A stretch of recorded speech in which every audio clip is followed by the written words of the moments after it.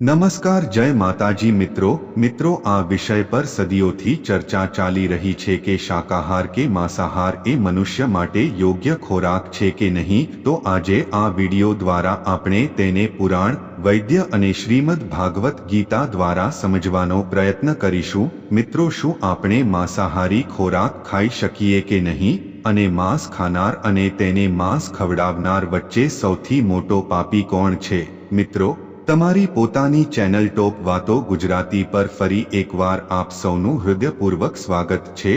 મિત્રો, જો તમે ખરેખર ભગવાન શ્રી કૃષ્ણના ભક્ત છો અને શ્રી કૃષ્ણજીમાં સાચા હૃદયથી વિશ્વાસ કરો છો અને તેમના આશીર્વાદ મેળવવા માંગો છો, તો આજના વિડીયોને અંત સુધી જરૂર જુઓ અને શેર કરો અને કોમેન્ટમાં જય શ્રી કૃષ્ણ ચોક્કસ લખો। મિત્રો, શાસ્ત્રો અને વેદોમાં માંસ ખાવાની સ્પષ્ટ મનાઈ છે અને આ વાત મંડલ 10 સુક્ત સહ્યાચીના ઋચા 16માં પણ કહેવામાં આવી છે।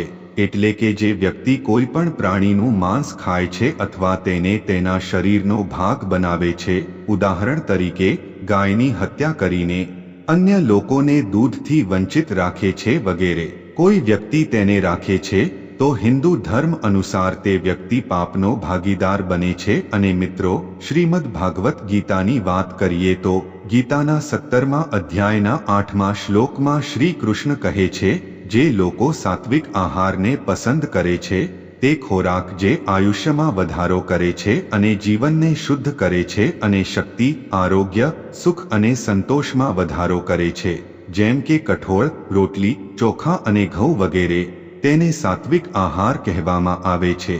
મિત્રો, જો આ શ્લોકને માનીએ તો સાત્વિક આહારને સર્વશ્રેષ્ઠ ગણાવ્યો છે। અને પછીના શ્લોકમાં એટલે કે શ્લોક નંબર 9માં શ્રી કૃષ્ણ કહે છે કે જ્યારે શાકાહારી ખોરાક અત્યંત ગરમ હોય છે અને જો ખોરાક અતિશય ખાટો, તીખો અને વધુ પડતા મરચાં અને મસાલાઓ સાથે તૈયાર કરવામાં આવે છે તો તે ખોરાક ભૂખ સંતોષવા માટે નહીં, પરંતુ તેની તરસ સંતોષવા અને તેની ઈચ્છાઓ સંતોષવા માટે ખાય છે, તે ખોરાક સાત્વિક રાજસિક બને છે। મિત્રો, હવે પછીના શ્લોક એટલે કે શ્લોક નંબર 10માં શ્રી કૃષ્ણ કહે છે કે જે ખોરાક અધૂરો, રસહીન, વાસી અને દુર્ગંધવાળો અશુદ્ધ છે તે ખોરાક તામસિક પુરુષોને ખૂબ જ પ્રિય છે। અને મિત્રો, તેનો અર્થ શું છે કે તમે કેવા પ્રકારનો ખોરાક ખાવા માંગો છો અને તેના પરિણામો શું છે તેની જાણકારી અમને બાકી છે। મિત્રો, આપણા ધર્મોમાં કહેવાયું છે કે જેવો તમે ખોરાક ખાશો તેવું તમારું મન પણ બનશે। તેનો અર્થ એ છે કે તમે જે પ્રણાલીમાં માનતા હોવ તે રીતે તમે બની જાઓ છો।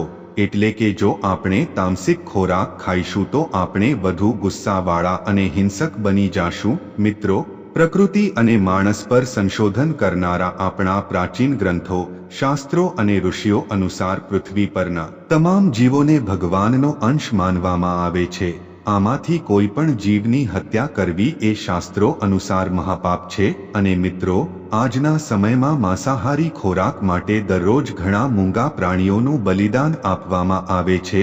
મિત્રો, હવે તમે જ કહો કે માંસ ખાવાથી ક્યાં પુણ્ય મળે છે? મિત્રો, માંસાહારી ખોરાક એ ઝેરવાળો ખોરાક છે અને માંસ એ લોકો જ ખાય છે જે રાક્ષસ છે। માંસ ખાનારા લોકો બીમાર અને આળસુ બની જાય છે। તો મિત્રો, જો આ રીતે જોવામાં આવે તો માંસ ખાનાર અને માંસ ખવડાવનાર બંને પાપી છે, કારણ કે તે જ વ્યક્તિ બીજાને માંસ ખવડાવે છે જે પોતે માંસ ખાય છે। મિત્રો, હું આશા રાખું છું કે તમને અમારો આ વિડીયો ગમ્યો હશે। જો તમને વિડીયો પસંદ આવ્યો હોય તો લાઈક કરો અને શેર કરો, સાથે જ કોમેન્ટ બોક્સમાં જય શ્રી કૃષ્ણ પણ લખો। વિડીયો જોવા બદલ આભાર।